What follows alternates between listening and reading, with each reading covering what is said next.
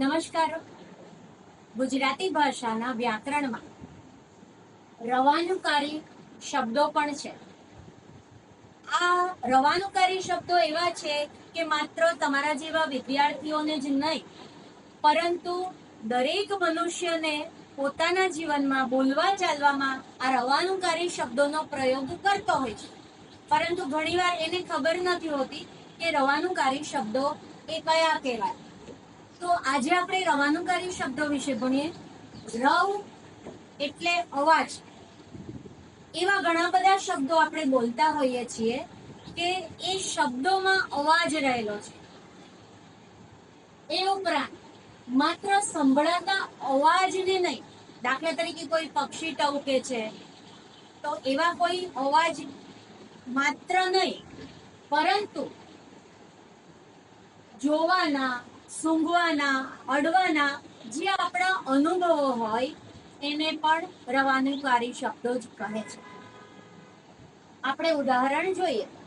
દાખલા તરીકે ઝંઝરનો અવાજ આવ્યો, છમ છમ છમ છમ. તો આ સમયે છમછમ ભલે આપણને અત્યારે સંભળાતો નથી, પણ એ છમછમ શબ્દમાં રવ એટલે અવાજ રહેલો છે, એટલે એને રવાનુકારી શબ્દ કહેવાય. એ જ રીતે બંદૂકમાંથી સનનન કરતી ગોળી છૂટી, તો એ સનનનનો અવાજ. એ જ રીતે ખળખળ કરતું ઝરણું વહી રહ્યું હતું, તો એ ખળખળમાં પણ અવાજ રહેલો છે. એના સિવાય એક સરસ મજાની પંક્તિ છે, અષાઢના ઘન ગર્જન ઝીલ્યા રણઝણતા ઉરતંતે. તો આ શબ્દમાં રણઝણતા એનો રણગાર છે, તો એ પણ રવાનુકારી શબ્દ જ છે. હું તમને કેટલાક એવા શબ્દો પૂછીશ, જો એનો ખ્યાલ તમને આટલી સમજૂતીથી આવી ગયો તો તમે જવાબ આપજો, બરાબર?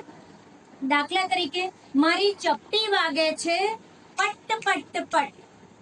આમાં કયા શબ્દો રવાનુકારી છે? ખૂબ સરસ. મુન્ની કહે છે કે મને પાણી પૂરી ભાવે, તીખી તમ તમ તમ. ખૂબ સરસ. જેવો પગ મૂક્યો કે ખડખડ અવાજ શરૂ થયો. ખૂબ સરસ. ચૈતર ચંપો મોર્યો ને મોરી આંબા ડાળ, મગમગ મોર્યા મોગરા મેં ગુથી ફૂલન માળ. મગમગ. ખૂબ સરસ.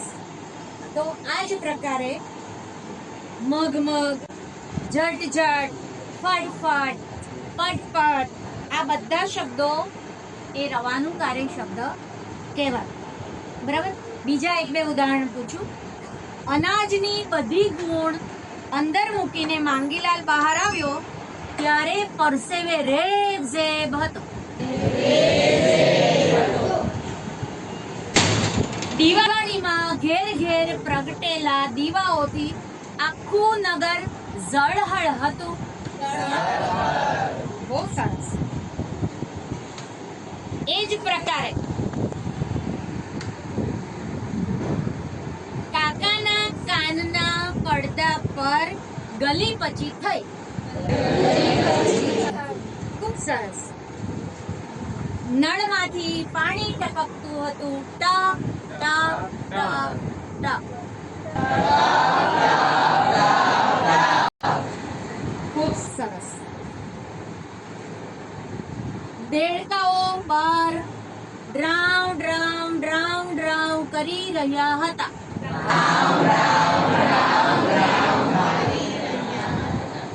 આમાંથી શબ્દ કયો રવાનુકાર?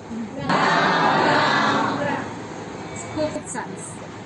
તો તમને રવાનુકારી શબ્દો વિશે સમજ પડી? ખ્યાલ આવ્યો? રવાનુકારી શબ્દો